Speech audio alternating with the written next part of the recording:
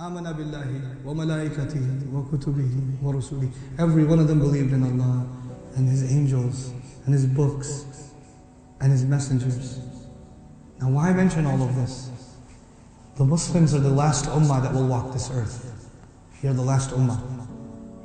All the books before us, the best of them has been recorded in the Quran. Are there things in the Quran that were from the wahi given to Dawood alayhi salam? Yeah. Are there things in the Quran from what was given to Ibrahim alayhi salam? Yeah. Are there things in the Quran from what was given to Musa alayhi salam? Yeah.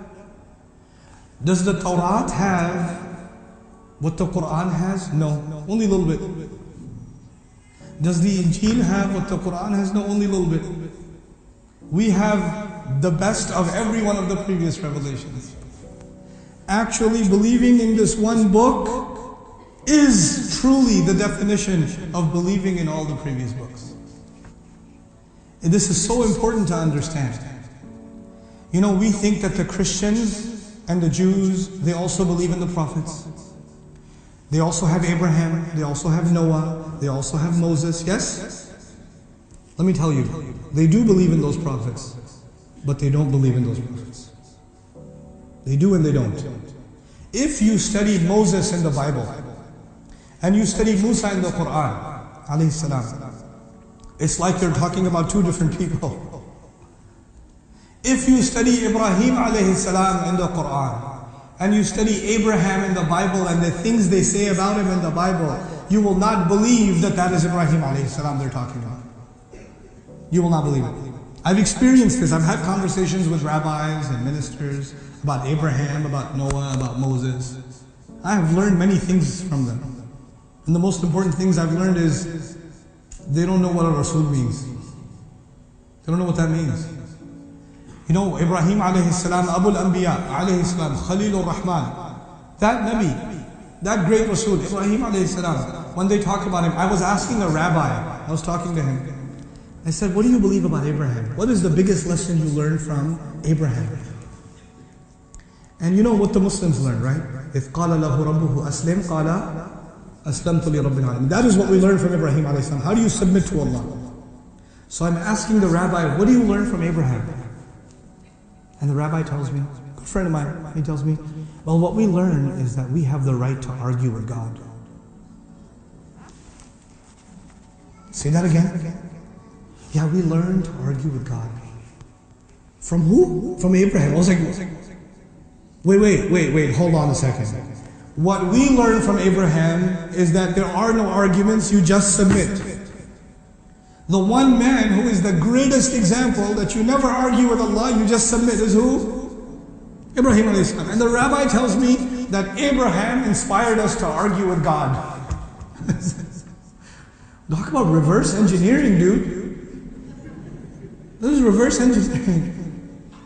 How do you, this car only goes in reverse? How did you do that? He goes, well, you know, Abraham, when the angels came to destroy the nation of Lut, he negotiated. That must mean that you should negotiate with God in everything. I said, you know, you need to explain yourself more, my friend. I don't understand. He goes, you know, I'll explain it to you. It's like a father and a son relationship. When a son is small, the father tells him, sit over there, go over there, go over there, and he does it. The son just listens. Yeah?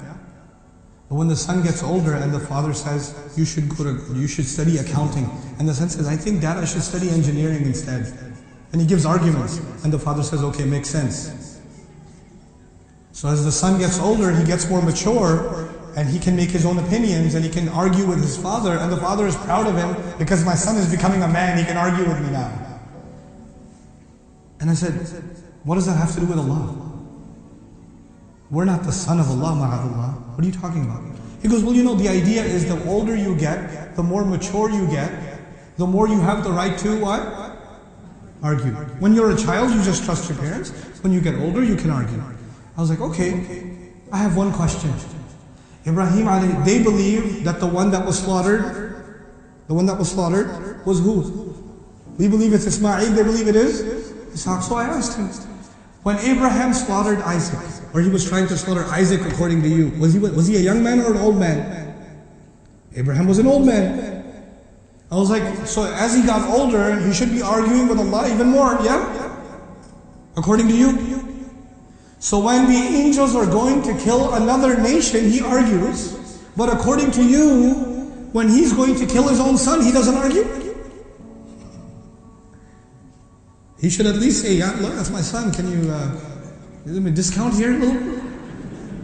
Can I just slap him instead of, No. There's no negotiation. فَلَمَّا أَسْلَمَا وَتَلَّهُ لِلْجَبِينِ.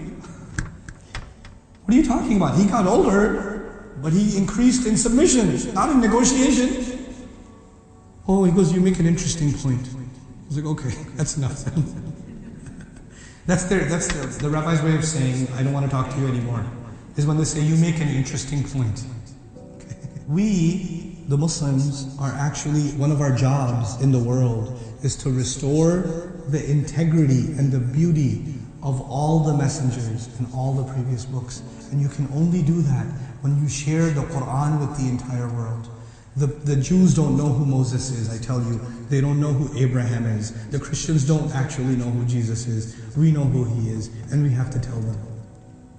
People think when you give da'wah to Islam, you have to tell people who Muhammad is sallallahu alayhi wasallam. I argue they will not appreciate Muhammad sallallahu alayhi wasallam because they don't even appreciate their own prophets yet. The Quran has come to restore the dignity of their prophets. I go to churches and I talk about Jesus. I go to churches and I talk about Moses. I talk about Abraham from the Quran. I was talking about Ibrahim alayhi salam in one of the durus, and the same rabbi was sitting in the audience. He was crying the whole time. He was crying the whole time. And everything I say is the opposite of what he reads. The opposite. And he's still crying. Because they know. يَعْرِفُونَهُ كَمَا يَعْرِفُونَ أَبْنَاءَهُمْ. They know. This is our job, people. We have to know this book and we have to share the beauty of this book.